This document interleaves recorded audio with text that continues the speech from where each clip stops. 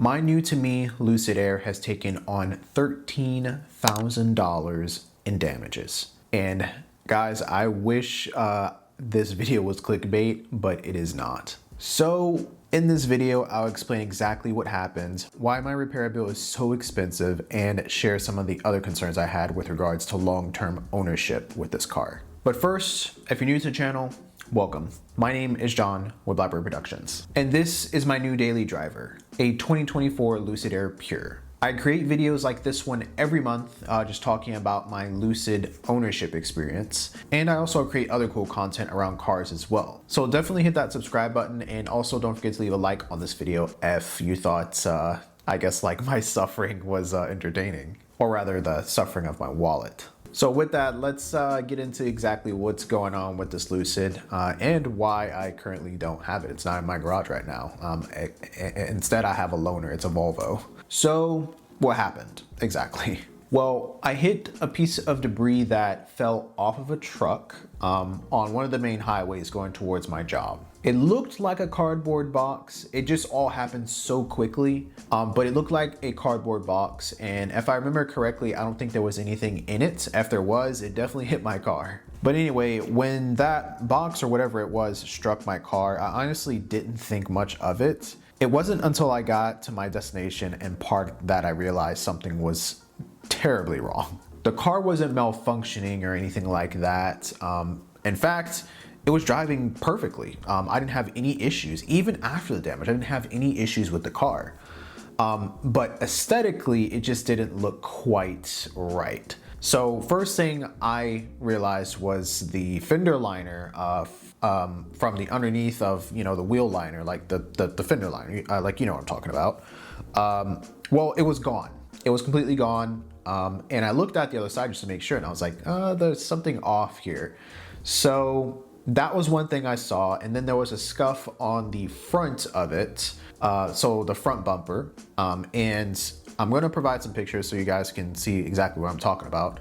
And there's this thing called the stealth chrome flag. And it's this lower little trim of dark chrome that sits below the bumper. And it's a little bit shiny, like you'll know what I'm talking about because I'll probably provide a picture so that way you have a frame of reference.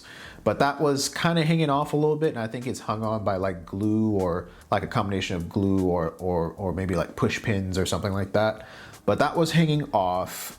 So there was a scuff. There was also a crack in the turn signal on that same side. So whatever this was, it hit the car and it took pretty much everything with it. And again, like, the car was perfectly fine. I could have still had it with me. But yeah, the other thing is, which this was the thing that made me not want to really drive it and just get this like repair done quickly. It was basically the radiator. So the radiator was pushed out on that side as well. And one of the fears that my tech had, the technician that I was dealing with, you know, to service his car, he was basically saying that their fear is there might have been some sort of coolant leakage or maybe like a pinhole. And then, of course, the next thing I asked him was, well, if there was a leak or anything like that, wouldn't I be able to see it? And then he was like, no, because even if it's like a small puncture, just like a pinhole puncture, it can still mess up the coolant lines and things like that going towards the battery. So as soon as he mentioned the battery, I wanted to get this car in service quickly. So that is exactly what I did. Aside from that, that's all the damage that I know of. But anyway, just backtracking to the initial damage period. So this was when I realized I saw all the damage on the car. I didn't really know quite exactly what all it needed. So the first thing I did was I called Lucid immediately. They referred me to the only certified body shop in my state. I live in the state of Texas, and the nearest service center from me, because I live in Dallas, is Houston. That's more than, I think it's like 4 or 5 hours from here. So it wasn't really the most ideal because I'd have to get the car on a flatbed and all of this kind of stuff. So I'm glad I called Lucid first before just shopping around to bring this to any old body shop, just because only certified body shops can work on this car. Otherwise, If you've seen Rich Rebuild's video, they'll just lock you out of the car and refuse to service the car, which I quite honestly do not understand. These cars are like so expensive, and these owners put in so much money to buy them in the first place. Lucid's service network is also very strained at the moment. So I don't know, it only would make sense to me if just regular people had access to like vehicle manuals, schematics, diagrams, and stuff like that. So that way other shops can just work on the car, or just regular people in the garage. To me, it just seems like, you know, like I said in my review, Lucid wants to own the parts, they want to do the work, and they want to certify that work, you know, through their body shop or partner network, whoever you're working with. So they only have a finite amount of shops that do this kind of work on this specific car. So that's probably also part of why it's so expensive to service this car. Just because, I mean, let's be honest, these parts are not cheap. And since Lucid has control over all of these parts, and they're not necessarily like fabricated by any other manufacturers, they're like one of one for every vehicle pretty much. And that's just one of the reasons why I think this bill was so expensive. But anyway, once I got finished with the shop and you know, they did their preliminary estimate, that's when I got my first dose of sticker shock.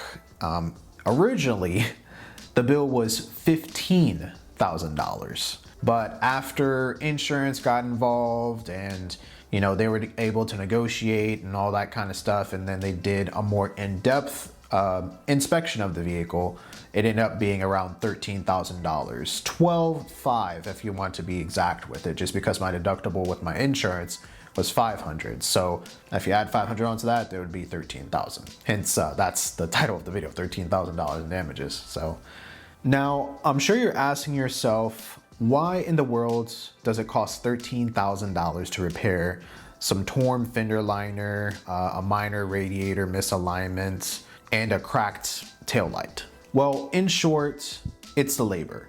But I have a complete repair estimate showing every part needed for this job, as well as the labor hours required to repair the car, which you can see on screen now. The surprising thing is that the replacement parts themselves really aren't that expensive. The real cost actually comes from labor. More specifically, replacing the front sensor module carrier, which was damaged during the impact. According to the repair shop, getting to this component particularly requires dismantling most of the front end of the car. They explained that it's essentially a large plastic structural carrier that spans the width of the front of the car, and it houses many of the car's crash safety sensors. Lucid doesn't publicly provide repair manuals or vehicle schematics like I was saying, but I was able to find this image from a member of the Lucid Air owners forum that shows exactly what the module carrier looks like.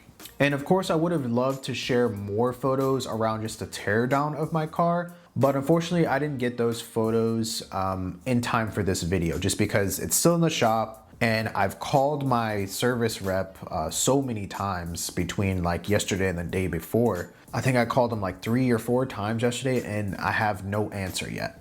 So my hope is that I'll be able to actually have the car next week, because last time I had a check-in with them, they said that the bumper was being sanded down and repainted.